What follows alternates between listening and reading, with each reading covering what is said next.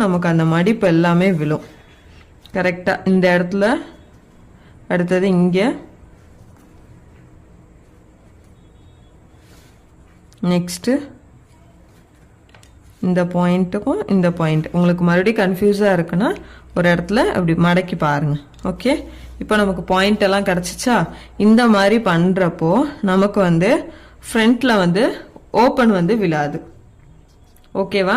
இன்னொரு விஷயம், நீங்க வந்து இந்த ஓப்பன் விழுறதுக்கு இன்னொரு ரீசன் என்னன்னா, பஸ்ட் சைஸும் செஸ்ட் ரவுண்டும் சரியா இல்லை அப்படின்னாலும் இந்த இடத்துல வந்து ஹோல் மாதிரி விழுறதுக்கு நிறைய சான்சஸ் வந்து இருக்கு. ஓகேவா? ஸோ இந்த தையலுக்கு மேலே இந்த பீஸ் இப்படி வச்சு இங்க இருந்து ஸ்டார்ட் பண்ணணும். இப்போ இப்படி வி பட்டி, வி ஷேப்.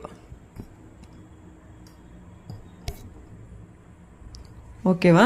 இந்த ஷேப்ல வந்து நம்ம ஸ்டிச் பண்ண போறோம். ஃபர்ஸ்ட்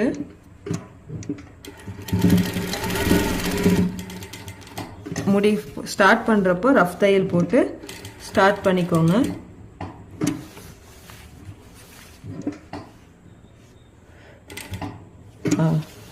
அடுத்தது அடுத்த ஷேப்.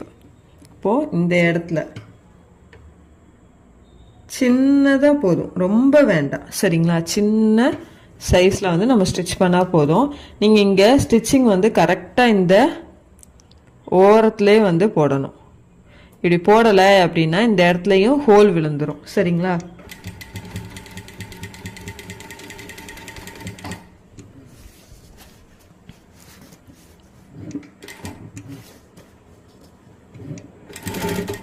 அப்புறம் இந்த இடத்துல நிப்பாட்டி, நீடில் உள்ள நிப்பாட்டி தான் வந்து நம்ம என்ன பண்ணணும், தைக்கணும், சரிங்களா? இல்லை அப்படின்னா அந்த இடத்துல என்ன ஆயிரும்னா ஒரு ஷேப் வந்து இருக்காது. இப்படி கண்டினியூவா நம்ம தைக்கணும். இன்னொன்று, இந்த வி பட்டி, அதாவது ஊக்கு வந்து நீங்க வைக்கிறது வந்து ஒரு ஊக்குக்கும் இன்னொரு ஊக்குக்கும் 1 inch to 1.25 inch தான் வந்து வித்து வந்து இருக்கணும். அதாவது அந்த ஸ்பேஸ் வந்து இருக்கணும், சரிங்களா? ஊக்கு வந்து ஸ்பேஸ் அதிகமா விட்டு நீங்க வந்து ஊக்கு வச்சாலும் இந்த இடத்துல வந்து என்ன வரும், ப்ராப்ளம் வரும், சரிங்களா? ஸோ வந்து அதையும் கவனிச்சுக்கோங்க. இந்த கிளாத்தில் மார்க்கிங் பண்ணால் நல்லா தெரியும் தான் நான் இதை சூஸ் பண்ணேன்.